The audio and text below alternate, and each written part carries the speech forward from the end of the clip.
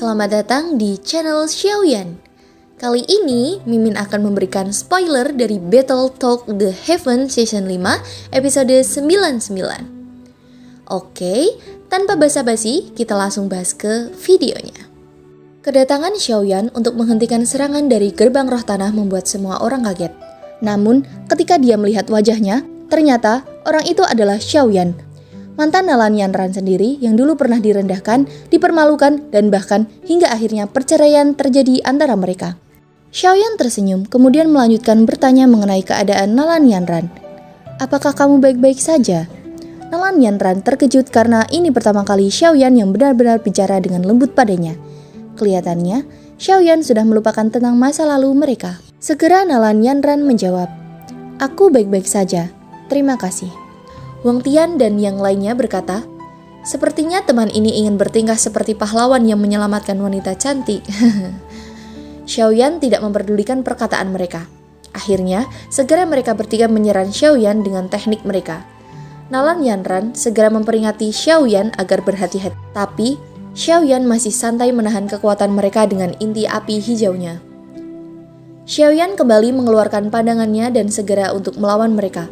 Kecepatan Xiaoyan yang benar-benar sangat menakutkan, bahkan dengan mudahnya Xiaoyan mengalahkan mereka bertiga dalam satu serangan saja. Nalan Yanran di samping kaget, mantan yang pernah ia anggap sebagai sampah telah melampaui di depannya. Takdir ini sudah berjalan beberapa tahun lalu dan sekarang masih saja sama. Nalan Yanran hanya bisa melihat dengan kekaguman dan penyesalan. Segera suara tepuk tangan terdengar, dan orang itu pun berkata, "Tidak buruk, kamu Xiaoyan kan? Bolehkah aku bertanya, apakah kamu orang yang punya masalah dengan pavilion petir angin?" Kedatangan orang itu membuat Nalan Yanran agak khawatir dan memberitahu Xiaoyan agar berhati-hati karena orang itu sangat kuat. Xiaoyan kemudian bertanya, "Kenapa mereka menyerangmu?" Nalan Yanran menjawab, "Ada labirin alam di jalan Gunung Mata Surga. Jika seorang yang tidak sadar memasukinya, kemungkinan dia akan terjebak di dalamnya. Rubah putih psikis milikku ini kebal terhadap labirin. Siapapun akan berhasil keluar dari labirin jika mengikutinya. Mereka menyerangku karena mereka ingin merebut rubah psikis ini." Orang tadi kemudian menjawab, "Aku tidak butuh rubah putihmu. Namun, ketiga orang ini membutuhkannya. Aku punya hubungan dengan gerbang roh tanah, dan mereka menyuruhku untuk membantunya melewati labirin. Metodeku adalah rahasia faksi dan tidak dapat dibagikan oleh orang lain. Oleh karena itu, aku hanya dapat mencari rubah putih psikis untuk memimpin mereka." Xiaoyan dengan berani menjawab, "Kami tidak akan menyerahkan rubah putih kepadamu. Silakan pergi." Orang itu agak marah dan akhirnya memperkenalkan dirinya. "Aku Wang Shen, bukanlah seseorang yang bisa dengan mudah menyuruhku pergi." "Wang Shen, pavilion musim semi kuning." Xiaoyan dan Nalan Yanran agak terkejut.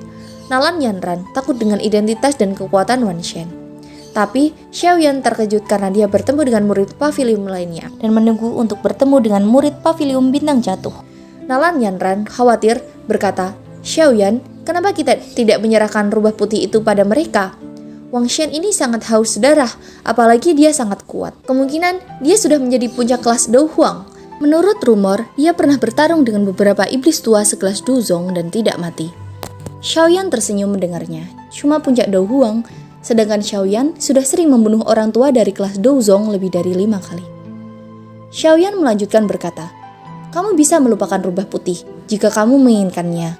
Kamu hanya perlu melihat apakah kamu memiliki kemampuan." Wang Shen juga ikut tersenyum dan berkata, "Aku telah bertemu dengan Tang Ying dari pavilion 10.000 pedang sebelumnya. Dia mengatakan akan ada orang yang lebih menyenangkan untuk diajak bermain di belakang. Wiu pikir dia sedang membicarakanmu.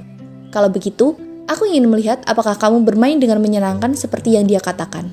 Segera Wang Shen langsung menyerang dengan kecepatan itu di depan Xiaoyan.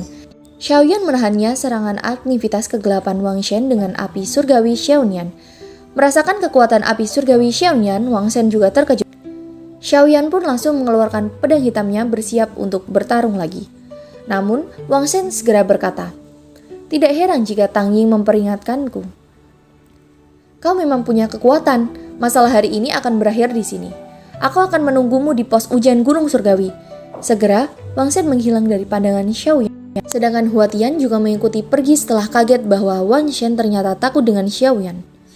Kemudian, terjadi percakapan antara Xiaoyan dan Nalan Yanran. Xiaoyan berkata, "Kamu, Apakah kamu berencana untuk pergi ke kolam darah gunung surga? Nalan Yanran menjawab, iya. Meskipun aku tahu sangat sulit bagiku untuk mendapatkan 1 dari 10 tempat dengan kekuatanku, perjalanan ini ke sini dapat dianggap sebagai pelatihan. Xiaoyan melanjutkan bertanya, kenapa kamu di sini sendirian? Nalan Yanran menjawab, guru sedang melakukan berkultivasi untuk berlatih. Oleh karena itu, aku keluar sendiri untuk mendapatkan pengalaman. Xiaoyan kemudian dengan ragu bertanya, apakah kalian berdua baik-baik saja selama beberapa tahun ini? Nalan Yanran tersenyum karena paham maksud pertanyaan Xiaoyan yang sebenarnya bukan untuk dirinya. Kamu ingin bertanya tentang guru kan? Maksud Xiaoyan sudah diketahui jelas oleh Nalan Yanran. Oleh karena itu, dia melanjutkan, apakah dia baik-baik saja? Nalan Yanran menjawab, guru sangat baik. Terlepas dari masa lalu mereka, Yunyun dan Xiaoyan mempunyai perasaan masing-masing dan tidak bisa dijelaskan. Xiaoyan menghancurkan sekte Mystic Cult, namun perasaan cinta antara mereka masih. Hanya saja, fakta bahwa takdir tidak akan bisa mempersatukan mereka itu sudah sangat jelas. Xiaoyan bertanya tentang keberadaan Yunyun, namun Nalan Yanran menolaknya karena dia dilarang untuk memberitahukan keberadaannya termasuk kepada Xiaoyan. Xiaoyan tersenyum, setidaknya dia baik-baik saja, itu sudah cukup baginya untuk mengetahui keadaannya. Xiaoyan melanjutkan berkata, aku juga menuju ke kolam darah gunung surga, jika mau, kamu bisa mengikutiku. Nalan Yanran dengan ragu berkata, bukankah aku akan menjadi beban bagimu? Xiaoyan menjawab, aku tidak tahu jalan ke kolam darah. Setidaknya, jika ada kamu, kita akan tahu jalan. Nalan Yanran segera menyetujuinya. Perlu diketahui bahwa pegunungan surgawi dikendalikan oleh suku Magic Base yang sangat kuat, yaitu suku tikus penelan emas. Bahkan, beberapa dari mereka telah mencapai tingkat 7 dan berubah menjadi manusia. Segera, Xiaoyan dan Nalan Yanran melanjutkan perjalanan dengan dipandu oleh rubah psikis putih untuk menemukan jalannya. Namun, beberapa saat kemudian, Xiaoyan merasakan banyak musuh yang berada di sekitarnya. Segera, Xiaoyan berkata dengan sangat jelas, siapapun kalian yang berada di sekitarku akan kubunuh. Mendengarkan itu, sekelompok besar orang langsung keluar, mereka dengan jelas menyerang Xiaoyan dan Nalan Yanran. Semuanya, mari kita serang bersama. Setelah kita merebut rubah putih itu, kita akan bisa mendapatkan bagian dari kolam darah gunung surga.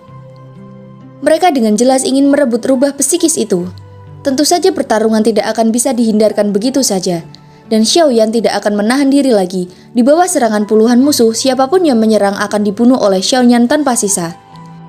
Api surgawi Xiaoyan yang telah dikeluarkan beberapa dari mereka telah mati hanya dengan satu serangan Xiaoyan. Dengan kekuatan menakutkan Xiaoyan, musuh belum takut dan tetap ingin mengalahkan Xiaoyan. Xiaoyan juga dengan serius langsung membunuh beberapa dari mereka dengan api surgawi dan pedang hitamnya. Melihat kejadian di depannya, Nalan Yanran kaget.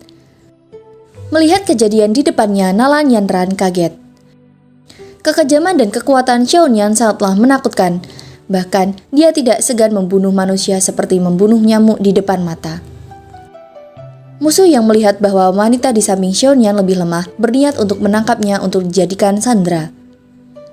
Melihat titik fokus musuh yang menargetkan Nalan Yanran, segera Xiaoyan juga melindungi Nalan Yanran di belakangnya.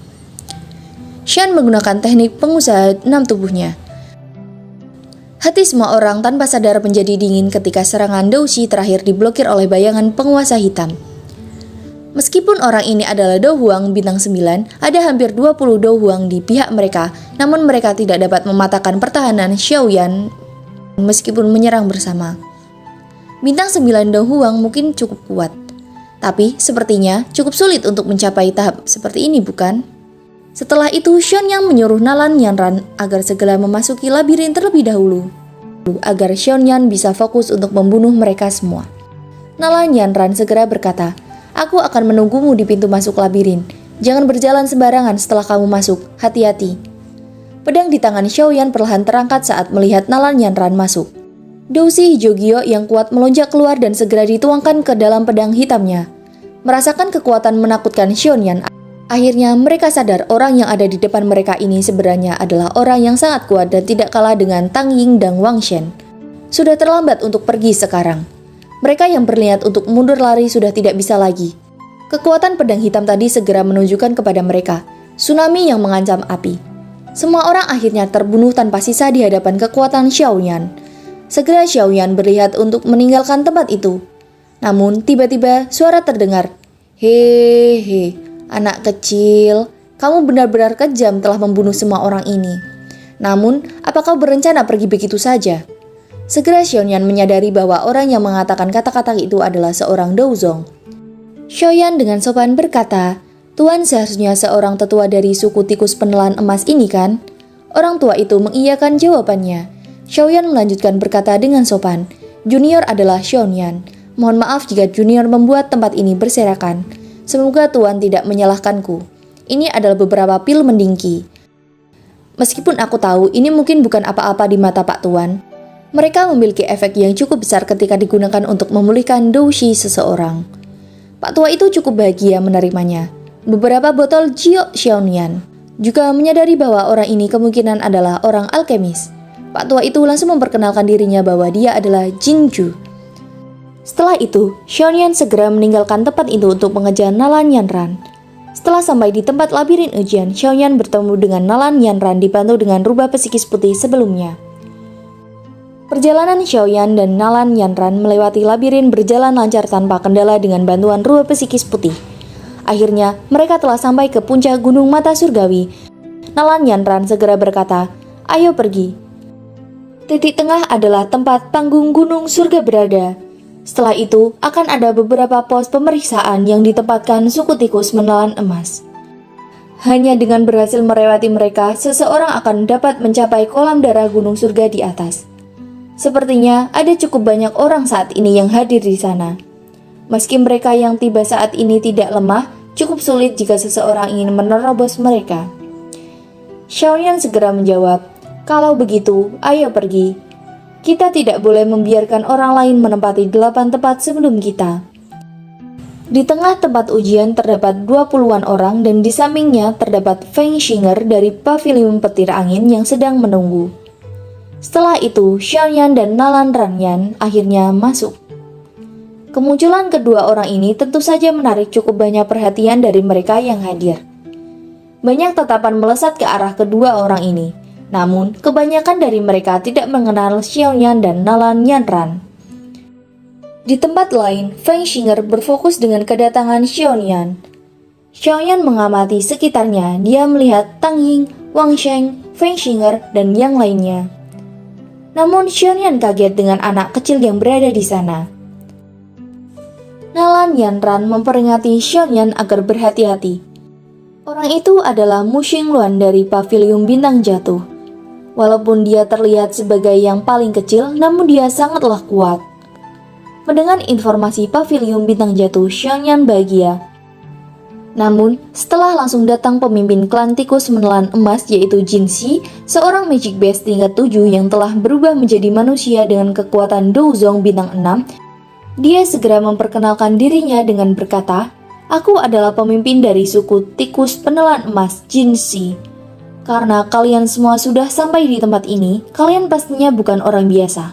Kalian harusnya tahu hanya dengan melewati pos ujian, kalian akan dapat memperoleh 8 tempat tersisa dari kolam darah." Ya, baiklah, saya cukupkan sampai sekian saja ya dengan spoiler dari saya tentang Battle Talk The Heaven Season 5 episode 99. Ini untuk episode minggu depan. Saya minta maaf jika ada kesalahan ucapan dalam penjelasan saya. Terima kasih yang sudah menyaksikan video ini. Sekian dari saya. Wassalamualaikum warahmatullahi wabarakatuh.